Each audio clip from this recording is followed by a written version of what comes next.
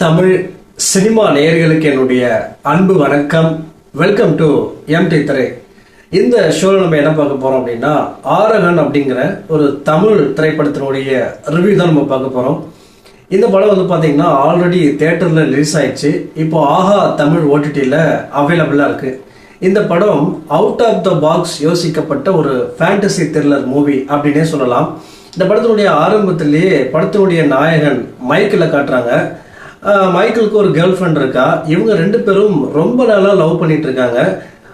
கல்யாணத்தை தள்ளி போட்டிருக்காங்க. காரணம் என்ன அப்படின்னா, லைஃப்ல செட்டில் ஆனதுக்கப்புறம் கல்யாணம் பண்ணிக்கலாம் அப்படின்ற மாதிரி யோசிக்கிறாங்க. பண தேவையும் இருக்கு.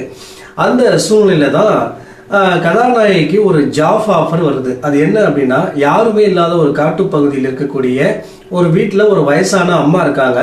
அந்த அம்மாவை பார்த்துக்கிட்டா மாதம் 70,000 அப்படிங்கிற மாதிரி ஒரு ஜாப் ஆஃபர் வருது. அந்த வேலையை செய்யறதுக்காக கதாநாயகி போறாங்க.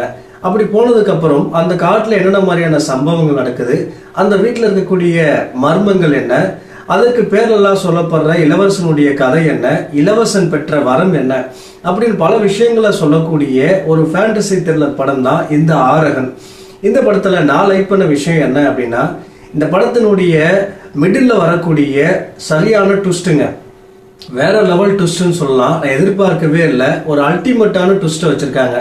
அது மட்டும் இல்லாமல் இந்த படத்தில் சொல்லக்கூடிய இளவரசனுடைய கதை, அதுக்கு பேர்லெல்லாம் வரக்கூடிய ப்ரெசண்டாக நடக்கக்கூடிய கதை, அந்த ரெண்டு கதையையும் கனெக்ட் பண்ணுற விதமும் வந்து பார்த்தீங்கன்னா வேற லெவலில் இருந்துச்சு அப்படின்னு தான் சொல்லி ஆகணும்.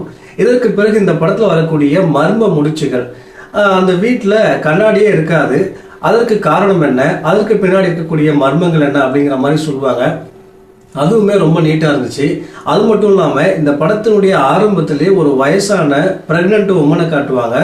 ஸோ அதுக்கு பின்னணி என்ன, அதுக்கு பின்னாடி இருக்கக்கூடிய மர்மங்கள் என்ன அப்படின்னு சொல்லி மர்ம முடிச்சுகள் ரொம்ப நிறையவே இருக்கும்.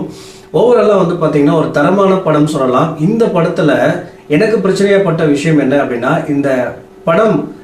இந்த படத்தினுடைய கதை ஆரம்பிக்கிறதுக்கு, ஆக்சுவல் கதை ஆரம்பிக்கிறதுக்கு கொஞ்சம் டிலே ஆகும். மற்றபடி வந்து பார்த்தீங்கன்னா ஒரு தரமான படம். இந்த படத்துக்கு நான் கொடுக்குற ரேட்டிங் 5 to 5.9. அடுத்த மாதத்தில் சந்திக்கலாம். நன்றி, வணக்கம்.